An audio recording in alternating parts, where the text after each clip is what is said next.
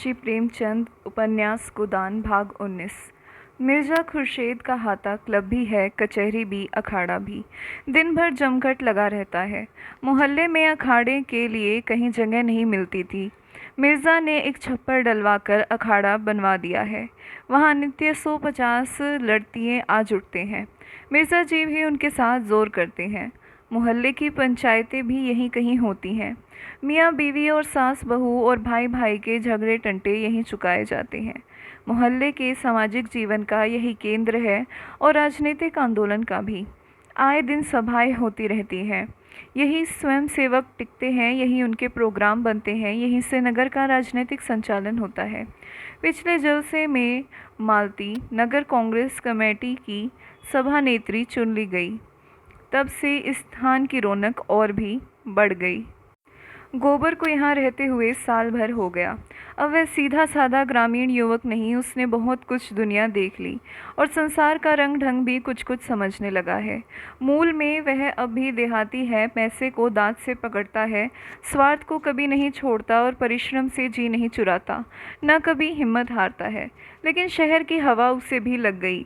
उसने पहले महीने में तो केवल मजूरी की और आधा पेट खाकर थोड़े से रुपये बचा लिए। फिर वही कचालू और मटर की और दही बड़े की खोंचे लगाने लगा। इधर ज़्यादा लाभ देखा तो नौकरी छोड़ दी। गर्मियों में शरबत और बर्फ़ की दुकान खोल ली। लेन देन में खरा था, इसलिए उसकी साख जम गई। जाड़े आए तो उसने शरबत की दुकान उठा ली और गर्म चाय पिलाने लगा। अब उसकी रोज़ाना आमदनी 2.5-3 रुपये से कम नहीं है। उसने अंग्रेज़ी फैशन के बाल कटवा लिए, महीन धोती और पमशू पहनता है। एक लाल ऊनी चादर खरीद ली और पान सिगरेट का शौकीन हो गया। सभाओं में आने जाने से उसे कुछ कुछ राजनीतिक ज्ञान भी हो चला है। राष्ट्र और वर्ग का अर्थ समझने लगा है। सामाजिक रूढ़ियों की प्रतिष्ठा और लोक निंदा का भय अब उसमें बहुत कम रह गया। आए दिन की पंचायतों ने उसे निसंकोच बना दिया है। जिस बात के पीछे वह यहाँ घर से दूर मुंह छिपाए पड़ा हुआ है, उसी तरह की बल्कि उससे भी कहीं निंदास्पद बातें यहाँ नित्य हुआ करती हैं और कोई भागता नहीं। फिर वही क्यों इतना डरे और मुंह चुराए। इतने दिनों में उसने एक पैसा भी घर नहीं भेजा। वह माता पिता को रुपये पैसे के मामले में इतना चतुर नहीं समझता। वे लोग तो रुपये पाते ही आकाश में उड़ने लगेंगे। दादा को तुरंत गया करने की और अम्मा को गहने बनवाने की धुन सवार हो जाएगी। ऐसे व्यर्थ के कामों के लिए उसके पास रुपये नहीं। अब वह छोटा मोटा महाजन है। पड़ोस के इक्के वालों गाड़ीवान धोबियों को सूद पर रुपये उधार देता है। इस 10-11 महीने में ही उसने अपनी मेहनत और किफ़ायत और पुरुषार्थ से अपना स्थान बना लिया है और अब झुनिया को यहीं ला कर रखने की बात सोच रहा। तीसरे पहर का समय है। वह सड़क के नल पर नहा कर आया है और शाम के लिए आलू उबाल रहा है कि मिर्ज़ा खुर्शीद आकर द्वार पर खड़े हो गए। गोबर अब उनका नौकर नहीं है, पर अदब उसी तरह करता है और उनके लिए जान देने को तैयार रहता है। द्वार पर जाकर पूछा, क्या हुक्म है सरकार? मिर्ज़ा ने खड़े खड़े कहा, तुम्हारे पास कुछ रुपए हों तो दे दो। आज 3 दिन से बोतल खाली पड़ी हुई है, जी बहुत बेचैन हो रहा है। गोबर ने इसके पहले भी 2-3 बार मिर्ज़ा जी को रुपए दिए थे, पर अब तक वसूल न सका था। तकाजा करते डरता था और मिर्ज़ा जी रुपये लेकर देना न जानते थे। उनके हाथ में रुपए टिकते ही न थे। इधर आए उधर गायब। यह तो ना कर सका मैं रुपया ना दूंगा या मेरे पास रुपए नहीं है। शराब की निंदा करने लगा। आप इसे छोड़ क्यों नहीं देते सरकार? क्या इसके पीने से कुछ फ़ायदा होता है? मिर्ज़ा जी ने कोठरी के अंदर आकर खाट पर बैठते हुए कहा, तुम समझते हो मैं छोड़ना नहीं चाहता और शौक़ से पीता हूँ। मैं इसके बगैर ज़िंदा नहीं रह सकता। तुम अपने रुपयों के लिए न डरो, मैं एक एक कौड़ी अदा कर दूंगा। गोबर अविचलित रहा। मैं सच कहता हूँ मालिक, मेरे पास इस समय रुपये होते तो आपसे इनकार करता। 2 रुपये भी नहीं दे सकते? इस समय तो नहीं। मेरी अंगूठी गिरो रख लो। गोबर का मन ललचा उठा, मगर बात कैसे बदले। बोला, यह आप क्या कहते हैं मालिक? रुपये होते तो आपको दे देता, अंगूठी की कौन बात थी? मिर्ज़ा ने अपने स्वर में बड़ा दीन आग्रह भर कर कहा, मैं फिर तुमसे कभी ना मांगूंगा गोबर, मुझसे खड़ा नहीं हुआ जा रहा। इस शराब की बदौलत मैंने लाखों की हैसियत बिगाड़ दी और भिखारी हो गया। अब मुझे भी जिद पड़ गई है कि चाहे भीख ही मांगनी पड़े, इसे छोड़ूंगा नहीं। जब गोबर ने अब की बार इनकार किया तो मिर्ज़ा साहब निराश होकर चले गए। शहर में उनके हज़ारों मिलने वाले थे, कितने ही उनकी बदौलत बन गए थे, कितनों ही के गाढ़े समय पर मदद की थी, पर ऐसों से वह मिलना भी पसंद न करते थे। उन्हें ऐसे हज़ारों लटके मालूम थे जिनसे वह समय समय पर रुपयों के ढेर लगा देते, पर पैसे की उनकी निगाह में कोई कद्र न थी। उनके हाथ में रुपये जैसे काटते थे, किसी न किसी बहाने उड़ा कर ही उनका चित्त शांत होता था। गोबर आलू छीलने लगा। साल भर के अंदर ही वह इतना काया हो गया था और पैसे जोड़ने में इतना कुशल कि अचरज होता था। जिस कोठरी में रहता था वह मिर्ज़ा साहब ने दी है। इस कोठरी और बरामदे का किराया बड़ी आसानी से 5 रुपया मिल सकता है। गोबर लगभग साल भर से उसमें रहता है, लेकिन मिर्ज़ा ने न कभी किराया मांगा, न उसने दिया। उन्हें शायद ख्याल भी न था कि इस कोठरी का कुछ किराया भी मिल सकता है।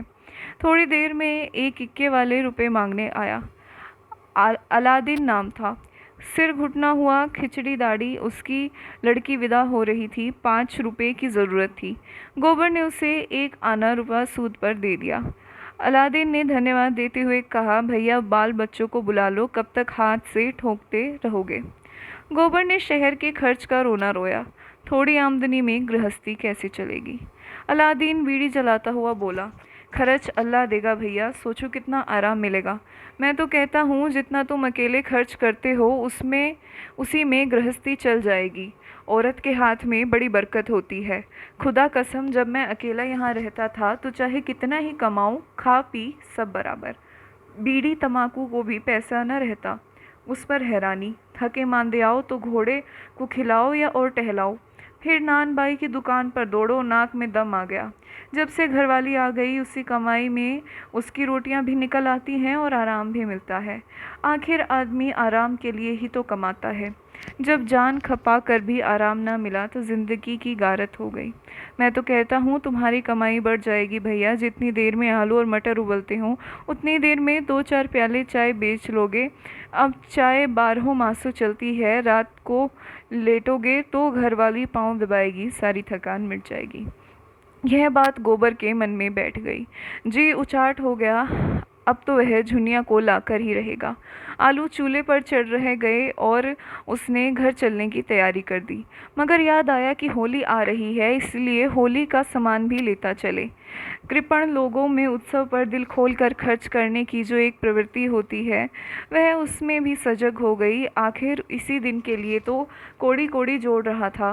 वह माँ, बहनों और झुनिया सबके लिए एक एक जोड़ी साड़ी ले जाएगा। होरी के लिए एक धोती और एक चादर, सोना के लिए तेल की शीशी ले जाएगा और एक जोड़ा चप्पल, रूपा के लिए जापानी गुड़िया और झुनिया के लिए एक पिटारी जिसमें तेल, सिंदूर और आईना होगा। बच्चे के लिए टॉप और फ्रॉक जो बाज़ार में बना बनाया मिलता है। उसने रुपए निकाले और बाज़ार चला। दोपहर तक सारी चीज़ें आ गई। बिस्तर भी बंधा गया। मोहल्ले वालों को खबर हो गई गोबर घर जा रहा है। दोपहर तक सारी चीज़ें आ गई, बिस्तर भी बंधा गया। मोहल्ले वालों को खबर हो गई गोबर घर जा रहा है। कई मर्द औरतें उसे विदा करने आए। गोबर ने उन्हें अपने घर सौंपते हुए कहा, तुम्हें लोगों पर छोड़े जाता हूँ, भगवान ने चाहा तो होली के दूसरे दिन लौटूंगा। एक युवती ने मुस्कुरा कर कहा, मेहरिया को बिना लिए ना आना, नहीं घर में ना घुसने पाओगे। दूसरी प्रौढ़ा ने शिक्षा दी, हाँ और क्या, बहुत दिनों तक चूल्हा फूंक चुके, ठिकाने से रोटी तो मिलेगी। गोबर ने सबको राम राम किया। हिंदू भी थे, मुसलमान भी थे, सभी में मित्र भाव था। सब एक दूसरे के दुख दर्द के साथी थे। रोज़ा रखने वाले रोज़ा रखते थे, एकादशी रखने वाले एकादशी। कभी कभी विनोद भाव से एक दूसरे पर छींटे भी उड़ा लेते थे। गोबर अलादीन की नमाज को उठा बैठी कहता, अलादीन पीपल के नीचे स्थापित सैकड़ों छोटे बड़े शिवलिंगों को बटखरे बनाता, लेकिन सांप्रदायिक द्वेष का नाम भी न था। गोबर घर जा रहा, सब उसे हंसी खुशी विदा करना चाहते हैं। इतने में भूरे इक्का लेकर आ गया। अभी दिन भर का धावा मार कर आया, खबर मिली गोबर जा रहा है। वैसे ही इक्का इधर फेर दिया। घोड़े ने आपत्ति की। उसे कई चाबुक लगाए। गोबर ने पक्के पर सामान रखा। इक्का इक्के पर सामान रखा। इक्का बढ़ा। पहुंचाने वाले गाड़ी के मोड़ तक पहुंचाने आए। तब गोबर ने उन सबको राम राम किया और इक्के पर बैठ गया। सड़क पर इक्का सरपट दौड़ा जा रहा था। गोबर घर जाने की खुशी में मस्त था। भूरे उसे घर पहुंचाने की खुशी में मस्त था और घोड़ा था पानीदार, उड़ा चला जा रहा था। बात की बात में स्टेशन आ गया। गोबर ने प्रसन्न होकर 1 रुपया कमर से निकालकर भूरे की तरफ बढ़ाकर कहा, लो घर वालों के लिए मिठाई लेते जाना। भूरे ने कृतज्ञता भरे स्वर से उसकी ओर देखा। तुम मुझे गैर समझते हो भैया। एक दिन ज़रा इक्के पर बैठ गए तो मैं तुमसे इनाम लूँगा। जहाँ तुम्हारा पसीना गिरे वहाँ खून गिराने को तैयार हूँ। इतना छोटा दिल नहीं पाया है। और ले भूलूँ तो घरवाली मुझे जीता ना छोड़ेगी। गोबर ने फिर कुछ न कहा। लज्जित होकर अपना असबाब उतारा और टिकट लेने चला गया। भाग 20। फागुन अपने झोली में नवजीवन की विभूति लेकर आ पहुंचा था। आम के पेड़ दोनों हाथों से बोर के सुगंध बांट रहे थे और कोयल आम की डालियों में छिपी हुई संगीत का गुप्तदान कर रही थी। गांव में ऊख की बुआई लग गई थी। अभी धूप नहीं निकली पर होरी खेत में पहुंच गया। धनिया, सोना, रूपा तीनों तलैया से ऊख के भीगे हुए गट्ठे निकाल निकाल कर खेत में ला रही हैं और होरी गंडासे से ऊख के टुकड़े कर रहा। अब वह दाता दीन की मजूरी करने लगा है। अब वह किसान नहीं, मजूर है। दाता दीन से अब उसका पुरोहित जजमान का नाता नहीं, मालिक मजदूर का नाता है। दाता दीन ने आकर डांटा, हाथ और फुर्ती से चलाओ होरी, इस तरह तो तुम दिन भर में न काट सकोगे। होरी ने आहत अभिमान के साथ कहा, चला ही तो रहा हूँ महाराज, बैठा तो नहीं हूँ। दाता दीन मजदूरों से रगड़ कर काम लेते हैं, इसलिए उनके यहाँ कोई मजदूर टिकता न था। होरी उनके स्वभाव जानता था पर जाता कहाँ। पंडित उसके सामने खड़े होकर बोले, चलाने चलाने में भेद है। एक चलाना वह है कि घड़ी भर में काम तमाम, दूसरा चलाना वह है कि दिन भर में भी एक बोझ ऊख न कटे। होरी ने विष का घूंट पीकर और जोर से हाथ चलाना शुरू किया। कई महीनों से उसके पेट भर भोजन न मिलता था। प्राय 1 जून तो चबेने ही पर ही कटता था। दूसरे जून भी कभी आधा पेट भोजन मिला, कभी कड़ाका हो गया। कितना चाहा था कि हाथ और जल्दी जल्दी उठे, मगर हाथ जवाब दे रहा था। इस पर दाता दीन सर पर सवार थे। क्षण भर दम ले लेने पाता तो ताज़ा हो जाता, लेकिन दम कैसे ले, घुड़कियाँ पड़ने का भय था। धनिया और दोनों लड़कियां ऊख के गड्ढे लिए गीली साड़ियों से लथपथ कीचड़ में सनी हुई आई और गड्ढे पटक कर दम मारने लगी कि दाता दीन ने डांट बताई, यहाँ तमाशा क्या देख रही है धनिया, जा अपना काम कर। पैसे सेत में नहीं आते। पहर भर में तू एक खेप लाई है, इस हिसाब से तो दिन भर में भी ऊख न ढुल पाएगी। धनिया ने त्योरी बदल कर कहा, क्या ज़रा दम भी ना लेने दोगे महाराज? हम भी तो आदमी हैं, तुम्हारी मजूरी करने से बैल नहीं हो गए। ज़रा मूड पर एक गट्ठा लाद कर लाओ तो हम हाल मालूम हो। दाता दीन बिगड़ उठे। पैसे देते हैं काम करने के लिए, दम मारने के लिए नहीं। दम लेना है तो घर जाकर लो। धनिया कुछ कहने जा रही थी कि होरी ने फटकार बताई, तू जाती क्यों नहीं धनिया? क्यों हुज्जत कर रही है? धनिया ने बीड़ा उठाते हुए कहा, जा तो रही हूँ, लेकिन चलते हुए बैल को ओंगी न देना चाहिए। दाता दीन ने लाल आंखें निकाल ली। जान पड़ता है अभी मिजाज ठंडा नहीं हुआ, जभी दाने दाने को मोहताज हो। धनिया भला क्यों चुप रहने लगी थी? तुम्हारे द्वार पर भीख मांगने तो नहीं जाती? दाता दीन ने पहने स्वर में कहा, अगर यही हाल रहा तो भीख भी मांगोगी? धनिया के पास जवाब तैयार था, पर सोना उसे खींचकर तलैया की ओर ले गई। नहीं बात बढ़ जाती, लेकिन आवाज़ की पहुंच के बाहर जाकर दिल की जलन निकाली। भीख मांगो तुम, जो भिखमंगों की जात हो। हम तो मजूर ठहरे, जहाँ काम करेंगे वहीं 4 पैसे पाएंगे। सोना ने उसका तिरस्कार किया। अम्मा जाने भी दो, तुम तो समय नहीं देखती, बात बात पर लड़ने बैठ जाती हो। होरी उन्मत्त की भांति सिर के ऊपर गणासा उठा उठाकर ऊख के टुकड़ों के ढेर करता जाता था। उसके भीतर जैसे आग लगी हुई थी। उसमें अलौकिक शक्ति आ गई थी। उसमें जो पीढ़ियों का संचित पानी था, वह इस समय जैसे भाप बनकर उसे यंत्र की सी अंधी शक्ति प्रदान कर रहा था। उसकी आंखों में अंधेरा छाने लगा, सर में फिरकी सी चल रही थी, फिर भी उसके हाथ यंत्र की गति से बिना थके बिना रुके उठ रहे थे। उसकी देह से पसीने की धार निकल रही थी। मुंह से लिचकोर छूट रहा था और सर में धम धम का शब्द हो रहा था और उस पर जैसे कोई भूत सवार हो गया हो। सहसा उसकी आंखों में निविड़ अंधकार छा गया। मालूम हुआ वह जमीन में धंसा जा रहा।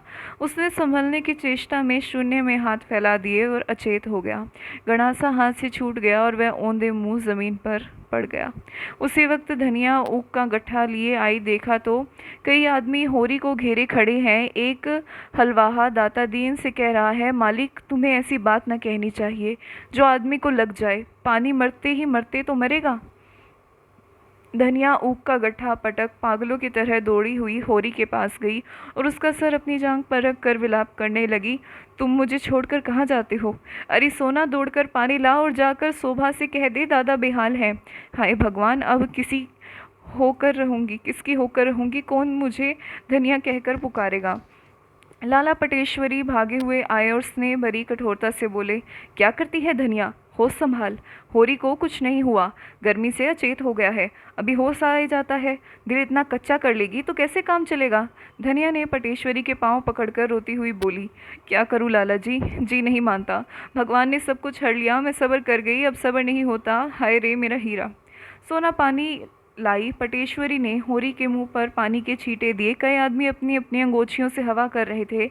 होरी की देह ठंडी पड़ गई थी। पटेश्वरी को भी चिंता हुई, पर धनिया को वह बराबर साहस देते जाते थे। धनिया अधीर होकर बोली, ऐसा कभी नहीं हुआ था लाला, कभी नहीं। पटेश्वरी ने पूछा, रात कुछ खाया था?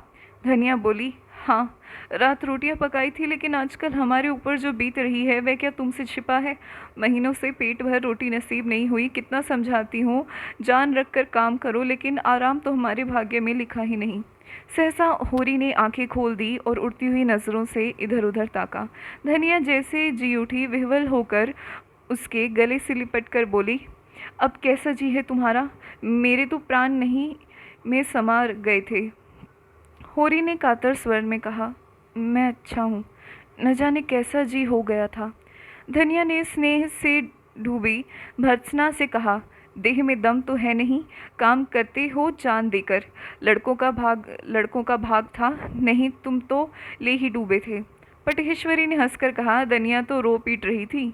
होरी ने आतुरता से पूछा, सचमुच तू रोती थी धनिया? धनिया ने पटेश्वरी को पीछे ढकेल कर कहा, इन्हें बकने दो, तुम पूछो ये क्यों कागज छोड़कर घर से दौड़े आए थे? पटेश्वरी ने चिढ़ाया, तुम्हें हीरा हीरा कहकर रोती थी, अब लाज के मारे मुकरती है, छाती पीट रही थी।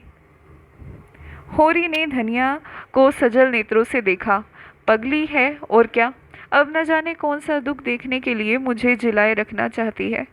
दो आदमी होरी को टिकाकर घर लाए और चारपाई पर लिटा दिया। दाता दीन तो कुढ़ रहे थे कि बुआई में देर हुई जाती है, पर माता दीन इतना निर्दय न था। दौड़कर घर से गर्म दूध लाया और एक शीशी में गुलाब जल भी लेता आया और दूध पीकर होरी में जैसे जान आ गई। उसी वक्त गोबर एक मजदूर के सर पर अपना सामान लादे आता दिखाई दिया। गांव के कुत्ते पहले तो भूखते हुए उसकी तरफ दौड़े, फिर दुम हिलाने लगे। रूपा ने कहा, भैया आए, और तालियां बजाती हुई दौड़ी। सोना भी 2-3 कदम आगे बढ़ी, पर अपने उछाल को भीतर ही दबा लिया। 1 साल में उसका यौवन कुछ और संकोचशील हो गया था। जुनिया भी घूंघट निकाले द्वार पर खड़ी हो गई। गोबर ने माँ बाप के चरण छुए और रूपा को गोद में उठाकर प्यार किया। धनिया ने उसे आशीर्वाद दिया और उसका सिर अपनी छाती से लगाकर मानो अपने मातृत्व का पुरस्कार पा गई। उसका हृदय गर्व से उमड़ा पड़ता था। आज तो वह रानी है, इस फटे हाल में भी रानी। कोई उसकी आंखें देखे, उसका मुख देखे, उसका हृदय देखे, उसकी चाल देखे, रानी भी लजा जाएगी। गोबर कितना बड़ा हो गया और पहन ओढ़ कर कैसा भला मानस लगता है। धनिया के मन में कभी अमंगल की शंका न हुई थी। उसका मन कहता था, गोबर कुशल से है और प्रसन्न है। आज उसे आंखों देखकर मानो उसको जीवन के धूल धक्कड़ में गुम हुआ रत्न मिल गया है। मगर होरी ने मुंह फेर लिया। गोबर ने पूछा, दादा को क्या हुआ है अम्मा? धनिया घर का हाल कहकर उसे दुखी न करना चाहती थी। बोली, कुछ नहीं है बेटा, ज़रा सर में दर्द है। चलो कपड़े उतारो, हाथ मुंह धो। कहाँ थे तुम इतने दिन? भला इस तरह कोई घर से भागता है? और कभी एक चिट्ठी तक न भेजी। आज साल भर के बाद जाके सुधि ली है। तुम्हारी राह देखते देखते आंखें फूट गई। यही आशा बंधी रहती थी कि कब वह दिन आएगा, कब तुम्हें देखूंगी। कोई कहता था मिर्च भाग गया, कोई डमरा टापू बताता था। सुन सुनकर जान सूखी जाती थी। कहाँ रहे इतने दिन? गोबर ने शर्माते हुए कहा, कहीं दूर नहीं गया था अम्मा, यहाँ लखनऊ में तो था। और इतने नियरे रहकर भी कभी एक चिट्ठी ना लिखी।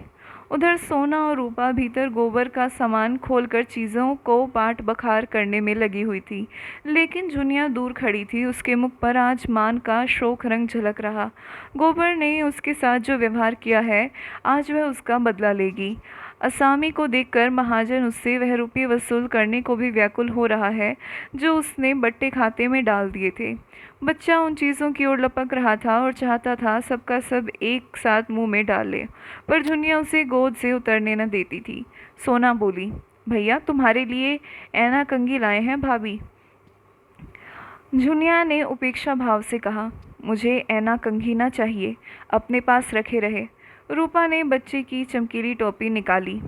ओहो, यह तो चुन्नू की टोपी है, और उसे बच्चे के सर पर रख दिया। जुनिया ने टोपी उतारकर फेंक दी और सहसा गोबर को अंदर आते देखकर वह बालक को लिए अपनी कोठरी में चली गई।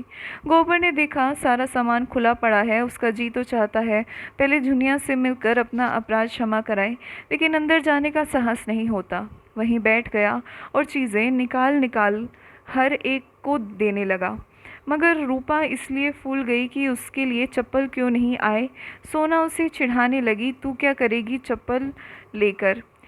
अपनी गुड़िया से खेल। हम तो तेरी गुड़िया देखकर नहीं रोते, तू मेरी चप्पल देखकर क्यों रोती है? मिठाई बांटने की जिम्मेदारी धनिया ने अपने ऊपर ली। इतने दिनों के बाद लड़का कुशल से घर आया। वह गांव भर में बहना बंटवाएगी। एक गुलाब जामुन रूपा के लिए ऊँट के मुंह में जीरे के समान था। वह चाहती थी हांडी उसके सामने रख दी जाए, वह कूद कूद खाए। अब संदूक खुला और उसमें से साड़ियाँ निकलने लगी। सभी किनारेदारी थी जैसे पटेश्वरी लाला के घर में पहनी जाती, मगर हैं बड़ी हल्की। ऐसी महीन साड़ियाँ भला कै दिन चलेंगी? बड़े आदमी जितनी महीन साड़ियाँ चाहे पहने, उनकी मेहरियों को बैठने और सोने के सिवाय और कौन काम है? यहाँ तो खेत खलियान सभी कुछ है। अच्छा, होरी के लिए धोती के अतिरिक्त एक दुपट्टा भी है। धनिया प्रसन्न होकर बोली, यह तुमने बड़ा अच्छा काम किया बेटा। इनका दुपट्टा बिल्कुल तार तार हो गया था। गोबर को उतनी देर में घर की परिस्थिति का अंदाज़ा हो गया।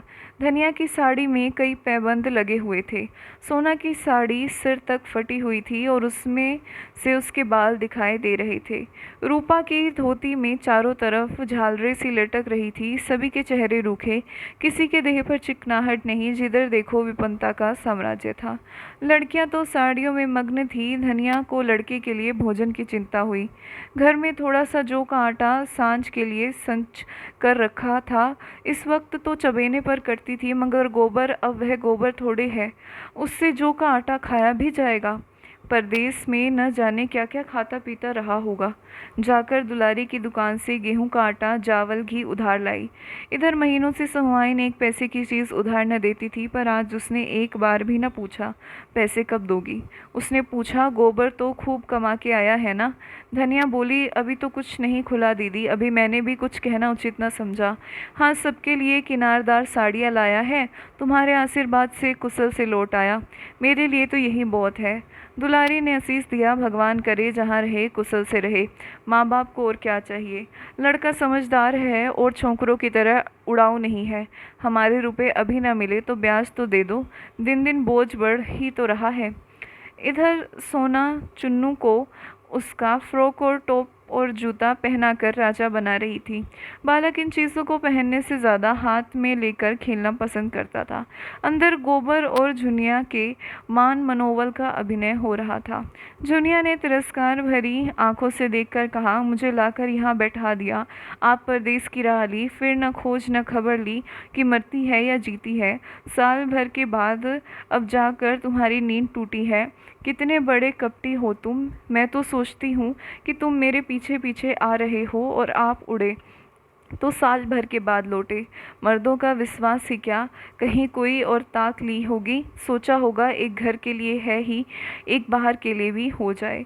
गोबर ने सफाई दी। दुनिया में भगवान को साक्षी देकर कहता हूँ, जो मैंने कभी किसी और ताका भी हो। लाज और डर के मारे घर से भागा ज़रूर, मगर तेरी याद एक क्षण के लिए भी मन से न उतरी थी। अब तो मैंने तय कर लिया कि तुझे भी लेता जाऊंगा, इसीलिए आया हूँ। तेरे घर वाले तो बहुत बिगड़े होंगे। दादा तो मेरी जान लेने पर ही उतारू थे। सच? तीनों जने यहाँ चढ़ आए थे। अम्मा ने ऐसा डांटा कि मुंह लेकर रह गए। हाँ, हमारे दोनों बैल खोल ले गए। इतनी बड़ी ज़बरदस्ती, और दादा कुछ बोले नहीं? दादा अकेले किस किस से लड़ते? गांव वालों तो नहीं ले जाने देते, लेकिन दादा ही भलमनसी में आ गए तो लोग क्या करते? तो आजकल खेती बाड़ी कैसे हो रही? खेती बाड़ी सब टूट गई, थोड़ी सी पंडित महाराज के सांझे में है, ऊख बोई ही नहीं गई। गोबर की कमर में इस समय 200 रुपये थे। उसकी गर्मी यूं भी कम न थी। यह हाल सुनकर तो उसका बदन में आग लग गई। बोला, तो फिर पहले मैं उन्हीं से जाकर समझता हूँ। उनकी यह मजाल कि मेरे द्वार पर से बैल खोल ले जाए। यह डाका, खुला हुआ डाका, 3-3 साल को चले जाएंगे तीनों। यो न देंगे तो अदालत से लूँगा, सारा घमंड तोड़ दूँगा। वह उसी आवेश में चला था कि झुनिया ने पकड़ लिया और बोली, तो चले जाना, अभी ऐसी क्या जल्दी है? कुछ आराम कर लो, कुछ खा पी लो, सारा दिन तो पड़ा है। यहाँ बड़ी बड़ी पंचायत है। पंचायत ने 80 रुपये डांड के लिए 30 मन अनाज ऊपर, उसी में तो और तबाही आ गई। सोना बालक को कपड़े जूते पहनाकर लाई। कपड़े पहनकर वह सचमुच राजा हो गया। गोबर ने उसे गोद में ले लिया, पर इस समय बालक के प्यार में उसे आनंद न आया। उसका रक्त खोल रहा था और कमर के रुपए आँच और तेज कर रहे थे। एक एक से समझेगा। पंचों को उस पर डांड लगाने का अधिकार क्या है? कौन होता है कोई उसके बीच में बोलने वाला? उसने एक औरत रख ली तो पंचों के बाप का क्या बिगड़ता है? अगर इसी बात पर वह फौजदारी में दावा कर दे तो लोगों के हाथों में हथकड़ियाँ पड़ जाए। सारी गृहस्थी तहस नहस हो गई। क्या समझ लिया है इसे उन लोगों ने? बच्चा उसकी गोद में ज़रा सा मुस्काया, फिर ज़ोर से चीख उठा जैसे कोई डरावनी चीज़ देख ली हो। जुनिया ने बच्चे को उसी गोद से ले लिया और बोली, अब जाकर नहा धो लो। कोई किसी सोच में पड़ गए।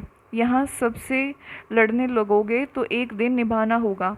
जिसके पास पैसे हैं वही बड़ा आदमी है, वही भला आदमी है। पैसे ना हो तो उस पर सभी रौब जमाते हैं। मेरा गधापन था कि घर से भागा। नहीं देखता कैसे कोई एक ढेला डांड लेता। शहर की हवा खा आए हो तभी ये बातें सूझने लगी।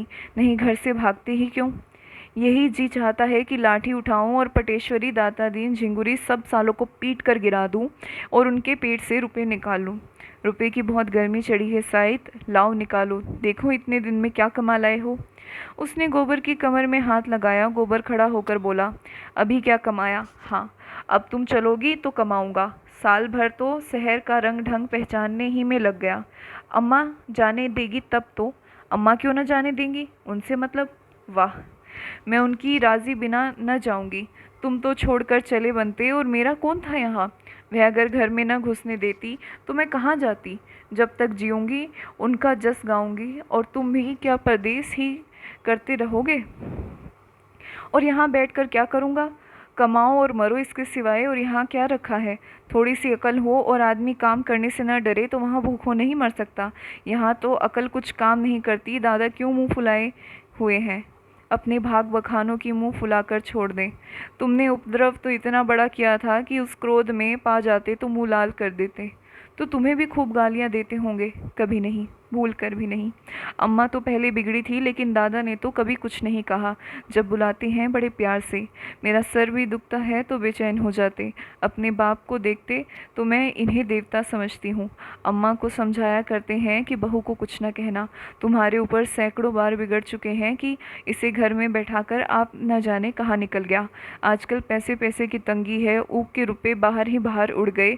अब तो मजूरी करनी पड़ती है। आज बेचारे खेत में बेहोश हो गए। रोना पीटना मच गया, तब से पड़े हैं। मुंह हाथ धोकर और खूब बाल बनाकर गोबर गांव की दिग्विजय करने निकला। दोनों चाचाओं के घर जाकर राम राम कराया, फिर और मित्रों से मिला। गांव में कोई विशेष परिवर्तन न था। हाँ, पटेश्वरी की नई बैठक बन गई थी। झिंगुरी सिंह ने दरवाजे पर नया कुआं खुदवा लिया था। गोबर के मन में विद्रोह और भी ताल ठोकने लगा। जिससे मिला उसने उसका आदर किया और युवकों ने तो उसे अपना हीरो बना लिया और उसके साथ लखनऊ जाने को तैयार हो गए। साल ही भर में वह क्या से क्या हो गया। सहसा झिंगुरी सिंह अपने कुएं पर नहाते हुए मिल गए।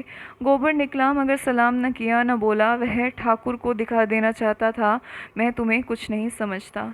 झिंगुरी सिंह ने खुद ही पूछा, कब आए गोबर? मज़े में तो रहे, कहीं नौकर थे लखनऊ में? गोबर ने हेकड़ी के साथ कहा, लखनऊ गुलामी करने नहीं गया था, नौकरी है तो गुलामी, मैं व्यापार करता था। ठाकुर ने कुतूहल भरी आंखों से उसे सर से पांव तक देखा। कितना रोज पैदा करते थे? गोबर ने छुरी को भाला बनाकर उनके ऊपर चलाया। यही कोई 2.5-3 रुपए मिल जाते, कभी चटक गई तो 4 भी मिल गए, इससे बेसी नहीं। झिंगुरी बहुत नोच खसोट करके भी 25-30 से ज़्यादा न कमा पाते थे और यह गंवार लौंडा 100 रुपये कमाने लगा। उनकी मस्तक नीचा हो गया। अब किस दावे से उस पर रौब जमा सकते हैं? वर्ण में वह ज़रूर ऊंचे हैं, लेकिन वर्ण कौन देखता है? उससे स्पर्धा करने का यह अवसर नहीं। अब तो उसकी चिरोरी करने उससे कुछ काम निकाला जा सकता है। बोले, इतनी कमाई कम नहीं है बेटा जो खर्च करते बने। गांव में तो 3 आने भी नहीं मिलते। भवनिया उनके जेठे पुत्र का नाम था। को भी कहीं कोई काम दिला दो तो भेज दूं। न पढ़े हैं न लिखे, एक न एक उपद्रव करता रहता। कहीं मुनीमी खाली हो तो कहना, नहीं साथ ही लेते जाना। तुम्हारा तो मित्र है, तलब थोड़ी हो, कुछ गम नहीं। हाँ, 4 पैसे की ऊपर की गुंजाइश हो। गोबर ने अभिमान भरी हंसी से कहा, यह ऊपरी आमदनी की चाट आदमी को खराब कर देती है ठाकुर। लेकिन हम लोगों की आदत कुछ ऐसी बिगड़ गई है कि जब तक बेईमानी न करे पेट ही नहीं भरता। लखनऊ में मुनीमी मिल सकती है, लेकिन हर एक महाजन ईमानदार चौकस आदमी चाहता है। मैं भवानी को किसी के गले बांध तो दूं, लेकिन पीछे इन्होंने कहीं हाथ लपकाया तो वह तो मेरी गर्दन पकड़ेगा। संसार में इल्म की कदर नहीं, ईमान की कदर है।